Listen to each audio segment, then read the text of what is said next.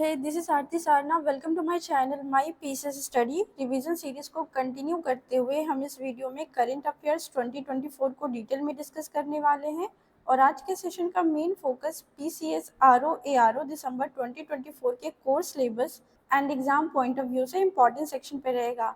तो शुरू करते हैं। तो हमारा पहला सवाल है, Which ministry has recently launched Project Pari, Public Art of India on 8th of July 2024? Question solve करने से पहले हम इस डायग्राम को समझ लेते हैं। तो प्रोजेक्ट परी stand for public art of India. इसको किसने इनिशिएट किया था, शुरुआत किसने किया? It is ministry of culture. इसको एग्जीक्यूट किसने किया था? It is Lalit Kala academy and national gallery of modern art. ये दोनों भी एक इंडिपेंडेंट इंस्टीट्यूशन है जो मिनिस्ट्री ऑफ कल्चर के अंडर काम करती है। इसका मेन एम क्या है? टू इंक्रीज और enhance Delhi cultural outlook. Delhi का कल्चरल आउटलुक है उसको इंक्रीज करना है, इनहांस करना है और ब्यूटिफाई पब्लिक प्लेसेस। आप लोगों ने देखा होगा पब्लिक प्लेसेस पे आर्किटेक्चर बिल्ड किए रहते हैं, मूर्तियां बनाई रहती है, पेंटिंग्स रहते हैं, तो वो इसके अंडर होता है। सेकेंड पॉइंट है artistic heritage and modern art. Artistic heritage का मतलब क्या होता है? जो पुराने जमाने में जिस तरह की आर्टिफैक्ट्स बनते थे, जिस स्टाइल की पेंटिंग होती थी, जिस स्टाइल की आर्किटेक्चर बिल्ड होते हैं, इस प्रोजेक्ट के अंदर उस स्टाइल को इनकॉर्पोरेट करा गया, प्लस उसमें मॉडर्न आर्ट के भी स्टाइल्स डाले गए। प्रोजेक्ट परी 8 जुलाई को लॉन्च हुआ था और 46th world heritage committee meeting 21 to 31 जुलाई 2024 को होने वाला था एट भारत मंडपम। तो हम ऐसा भी कह सकते हैं कि प्रोजेक्ट परी का इनिशिएटिव इस मीटिंग के प्रिपरेशन में हुआ। ये मीटिंग पहली बार इंडिया में हो रहा था, इंडिया उसको होस्ट करने वाला था, तो प्रोजेक्ट परी उसके प्रिपरेशन में लॉन्च करा गया। तो हमारा सवाल क्या था? Which ministry has recently launch project Pari? कौन से मिनिस्ट्री ने इनिशिएट किया, लॉन्च किया? It is ministry of culture. Our next question is the project Pari will be executed by, किसके द्वारा एग्जीक्यूट किया गया? It is by Lalit Kala academy and national gallery of modern art. Our next question is Lalit Kala academy is an autonomous institution under. Autonomous का मतलब होता है independent. तो Lalit Kala academy किस इंस्टीट्यूट के अंदर एज अ इंडिपेंडेंट इंस्टीट्यूशन काम करती है? It is ministry of culture. Now the question is project Pari has invented, उसने क्या इन्वेंट किया? More than 150 visual artist from all over the country. कहने का मतलब है जब प्रोजेक्ट परी लॉन्च हुआ था उसमें 150 से भी ज्यादा आर्टिस्ट ने पार्टिसिपेट किया। Our next question is project Pari aims to provide a platform to uplift the aesthetic and cultural outlook of Delhi while adding grandeur to the rich historical legacy of national capital। कहने का मतलब है project परी किस चीज के लिए प्लेटफॉर्म प्रोवाइड कर रहा है ताकि वो दिल्ली के कल्चरल आउटलुक को अपलिफ्ट कर सके और ग्लोरीफाई कर सके और दिल्ली जो कि ऐतिहासिक विरासत है हमारे लिए उसको और प्रोस्पेरस कर सके। और ये इस चीज के लिए भी प्लेटफॉर्म प्रोवाइड करता है ताकि जितने भी हमारे कंट्रीज में जो आर्टिस्ट है वो अपने स्किल्स को प्रेजेंट कर सके। Now the next question is project Pari has been launched in conjunction with it is 46th world heritage committee meeting जो कि होने वाला था दिल्ली में। Now the question is 46th world heritage committee meeting will be held in new Delhi. कब होने वाला था? It is 21st to 31st of July 2024। Now the question is which government of India department has recently released draft rules to operationalise the digital Bharat Nidhi. हमारे next diagram को समझते हैं कि digital Bharat निधि और इसका मेन पर्पस क्या है? टेलीकम्युनिकेशन कनेक्टिविटी को एक्सपैंड करना, इंक्रीज करना, specially to rural and remote areas. ये तो 4 जुलाई 2024 को आया था। इसके पहले जो काम करता था उसका नाम था यूनिवर्सल सर्विस ऑब्लिगेशन फंड। ये भी एक तरह की फंड थी जिसका भी मेन पर्पस था quality and affordable telecommunication provide करना, specially to rural and remote areas. अब ये पहले से था लेकिन फिर इसको रिप्लेस क्यों करा गया? इसका मेन रीजन है कि यूनिवर्सल सर्विस ऑब्लिगेशन, इस पे एक क्लेम किया जा रहा था कि ये अपने फंड को अंडर यूटिलाइज करता है। अब इसको रिप्लेस करके डिजिटल भारत निधि फंड लाया गया। इसको किसने लिखा? It is by department of telecommunication. ये एक ड्राफ्ट रूल है जिसके अंदर उसकी डिटेलिंग लिखी रहती है। इस ड्राफ्ट रूल में लिखा था कि सेंटर एक एडमिनिस्ट्रेटर को चुनेगा और एडमिनिस्ट्रेटर एक डीबीएन इम्प्लीमेंटर्स को चुनेगा जो कि पूरा का पूरा काम देखेगा। तो डिपार्टमेंट ऑफ टेलीकम्युनिकेशन का मेन पर्पस क्या था? सिंपल, ओवरऑल इंडिया को डिजिटली एम्पावर्ड बनाना। तो हमारा क्वेश्चन क्या था? Which government of India department has recently release draft rules to operationalise the digital Bharat Nidhi? किसने ड्राफ्ट रूल बनाया? It is department of telecommunication, that is DoT. Next question, what will digital Bharat Nidhi do? ये क्या करती है? It is a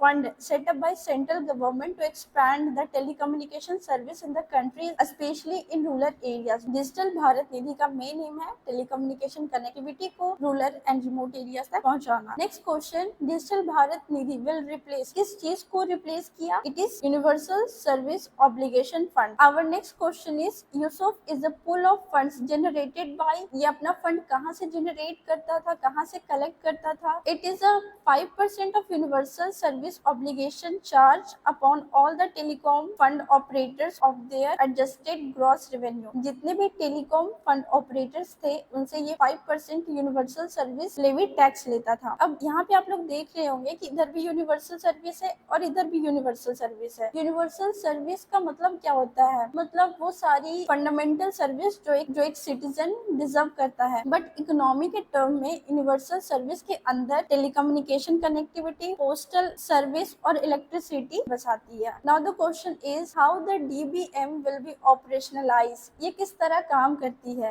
as per the draft rules issued by the DoT, इसके द्वारा जो बनाया गया था draft rules, the centre will appoint an administrator, centre एक एडमिनिस्ट्रेटर को चुनता है, who will select DBN implementer, वो देन एक DBN इम्प्लीमेंटर्स को चुनता है थ्रू बिडिंग और invitation of application from eligible person. या तो सब वोटिंग करते हैं, जिस पर्सन के फेवर में ज्यादा लोग सपोर्ट करते हैं वो बन जाता है, या फिर कोई एलिजिबल पर्सन उनकी नजर में रहता है तो वो उनको बना देते हैं DBN implementers. Now the question is doctor C Narayana Reddy national literary award has been given to which writer in year 2024? National literary award इसलिए दिया जाता है ताकि वो प्रमोट कर सके क्वालिटी वर्क और टैलेंटेड राइटर को। तो ये किसको दिया गया था? It is given to famous Tamil author Shiva Shankari. Now the question is which state government has recently launch Lokpath mobile app? ये एक एप्लीकेशन है। क्यों बनाया गया है? ताकि हम रोड से जितने भी इश्यूज है, प्रॉब्लम्स है, उसको रिपोर्ट कर सके। और इसमें ऐसा क्लेम किया जाता है कि आपको 7 दिन के अंदर सॉल्यूशन प्रोवाइड होगा। किसके द्वारा लॉन्च किया था? It is by Madhya Pradesh state electronic development corporation limited. अब यहाँ पे MP लिखा हुआ है तो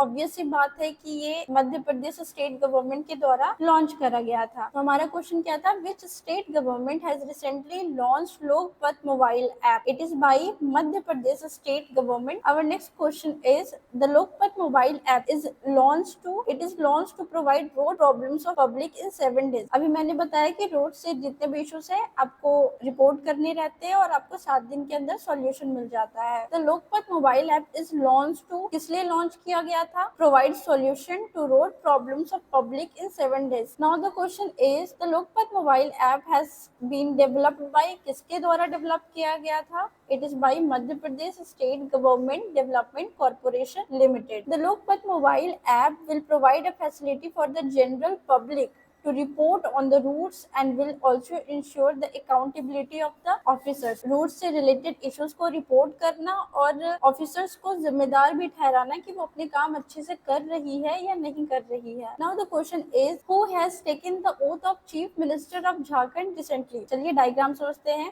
JMM झारखंड मुक्ति मोर्चा, झारखंड का एक पार्टी है। चंपाई सोरेन और हेमंत सोरेन वो दोनों इस पार्टी के मेंबर है। तो चंपाई सोरेन 2 फरवरी से 4 जुलाई 2024 तक पावर में रहे एज चीफ मिनिस्टर। इनकी जो ड्यूरेशन है वो तो कंप्लीट नहीं हुई थी, बट 4 जुलाई को हेमंत सोरेन तीसरी बार एज अ चीफ मिनिस्टर बन गए। वो इसलिए क्योंकि चंपाई सोरेन को JMM का जो वर्किंग स्ट्रैटेजी थी, पॉलिसीज थी, वो उनको पसंद नहीं थी। अंडर द टेबल देखा जाए तो इनको फोर्स भी किया जा रहा था कि चीफ मिनिस्टर की पोजीशन को छोड़ दे। एट द लास्ट इनको छोड़ना पड़ा और आखिर में जाके इन्होंने बीजेपी ज्वाइन कर लिया। चंपाई सोरेन के बाद झारखंड के चीफ मिनिस्टर हेमंत सोरेन बन गए, जो कि एट प्रेजेंट झारखंड मुक्ति मोर्चा के चेयरमैन भी हैं।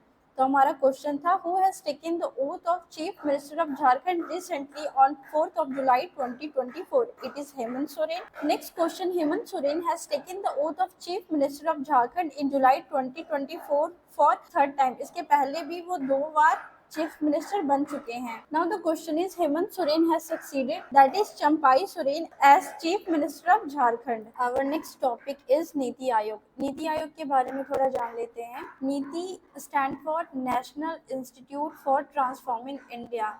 ये कब लॉन्च हुआ था? इट इज ऑन 1 जनवरी 2015। अब नीति आयोग के पहले एक और कमीशन चलती थी, दैट इज प्लानिंग कमीशन, जो कि 15 मार्च 1950 में लॉन्च हुआ था। ये बहुत सारी काम करती थी। उनमें से एक काम ये भी था कि वो ओवरऑल इंडिया के लिए 5 ईयर प्लान बनाती थी। नीति आयोग को थिंक टैंक ऑफ इंडिया के नाम से भी जाना जाता है। ये काम तो बहुत सारी करती है, लेकिन उनमें से दो इम्पोर्टेंट है। वो ये, पहले ऐसा होता था कि जो इकोनॉमिक पॉलिसी बनती थी उसमें बस सेंट्रल गवर्नमेंट पार्टिसिपेट करते थे। तो नीति आयोग के अंडर स्टेट को भी ये राइट मिल गया, ये पावर मिल गया कि वो इकोनॉमिक पॉलिसीज में इन्वॉल्व हो सके, उसमें पार्टिसिपेट कर सके। और NITI Aayog strategic and technical advices देती है गवर्नमेंट को। Our question is which organisation has launch Sampoornata Abhiyan recently on 4 जुलाई 2024। नीति आयोग के अंडर 3 महीने के लिए एक अभियान चलाया गया, दैट इज संपूर्णता अभियान, फ्रॉम 4 जुलाई टू 30 सितंबर 2024। अब इसके पहले भी कुछ प्रोग्राम्स चले हैं, उनके बारे में जानते हैं। 7 जनवरी 2023 को एक एस्पिरेशनल ब्लॉक प्रोग्राम चलाया गया, जिसमें 500 अंडर डेवलप्ड ब्लॉक को टारगेट करा गया। सिमिलरली जनवरी 2018 में एस्पिरेशनल डिस्ट्रिक्ट प्रोग्राम चलाया गया, जो 112 अंडर डेवलप्ड डिस्ट्रिक्ट को टारगेट कर रहा है। अब इसके अंडर, ये दोनों के अंडर कुछ कुछ पॉइंट्स कंसिडर करे गए, जैसे हेल्थ, एजुकेशन, एग्रीकल्चर, इंफ्रास्ट्रक्चर, कि हम इस बेसिस पे काम करेंगे और उन ब्लॉक्स को, डिस्ट्रिक्ट को डेवलप करेंगे। तो संपूर्णता अभियान 500 एस्पिरेशनल ब्लॉक प्रोग्राम और 112 एस्पिरेशनल डिस्ट्रिक्ट प्रोग्राम के 12 सोशल की फैक्टर्स पे काम करती है। और ये फैक्टर हेल्थ, एजुकेशन अभी मैंने बताया।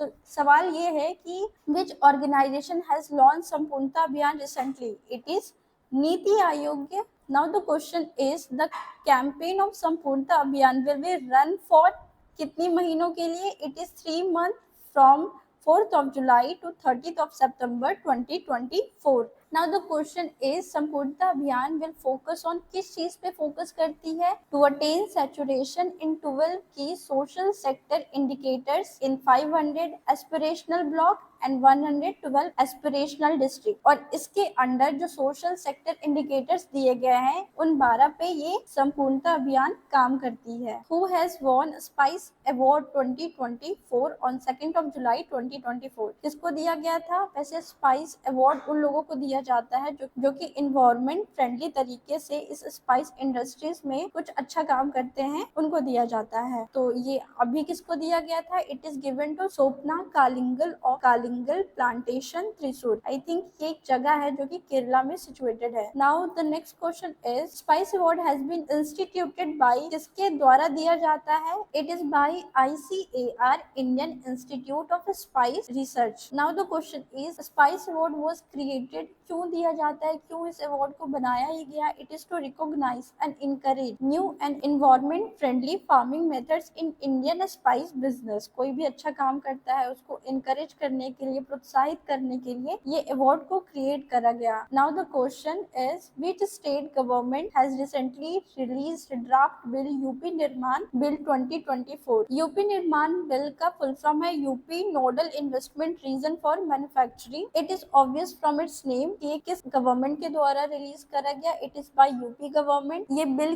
क्यों ड्राफ्ट करा गया? It is to attract investment by foreign countries, और 4 स्पेशल इन्वेस्टमेंट रीजन्स बनाई गई ताकि ज्यादा से ज्यादा इन्वेस्टमेंट यूपी स्टेट में आ सके और उनकी GDP का ग्रोथ हो सके। Full form of UP Nirman bill, its UP nodal investment region for manufacturing. The draft bill propose to set up, it was to set up special investment region that is sir in Uttar Pradesh. The draft bill approved by, किसके द्वारा approve करा गया था? लोक भवन में एक cabinet meeting हुई जिसके चेयरमैनशिप योगी आदित्यनाथ थे, तो उनके द्वारा ये अप्रूव करा गया। Nirman bill was approved by chief minister Yogi Adityanath. Now the question is the draft bill is a part of various initiative being undertaken by UP government to make Uttar Pradesh a state $1 trillion economy. अपनी GDP के growth के लिए उन्होंने ये initiative लिया। This is all all, मिलते हैं next video में। Thank you, bye bye.